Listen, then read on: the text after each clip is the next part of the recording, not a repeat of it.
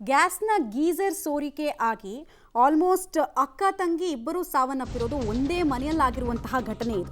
Gas geyser Mysuru ಜಿಲ್ಲೆಯ ಪಿರಿಯಾಪಟ್ಟಣ ತಾಲೂಕಿನ ಬೆಟ್ಟದಾಪುರದಲ್ಲಾಗಿರುವಂತಹ ಘಟನೆ. ಬಾತ್ರೂಮ್ನಲ್ಲಿ ಗ್ಯಾಸ್ ಗೀಸರ್ ಸೋರಿ ಸಾವನ್ನಪ್ಪಿದ್ದಾರೆ ದಾರುಣವಾಗಿ.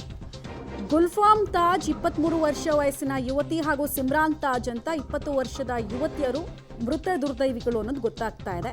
ಇಬ್ಬರು ಒಟ್ಟಿಗೆ ಬಾತ್ರೂಮ್ ಒಳಗೆ ಹೋಗಿದ್ರಂತೆ. ಈ ಸಂದರ್ಭದಲ್ಲಿ ಉಸಿರುಗಟ್ಟಿದ್ದಾರೆ, ಸಾವನ್ನಪ್ಪಿದ್ದಾರೆ. ಬಹಳ ಹೊತ್ತಾದರೂ ಕೂಡ ಬಾತ್ರೂಮ್ನಿಂದ ಹೊರಗೆ ಬಂದಿಲ್ವಂತೆ ಅಕ್ಕ ತಂಗಿ.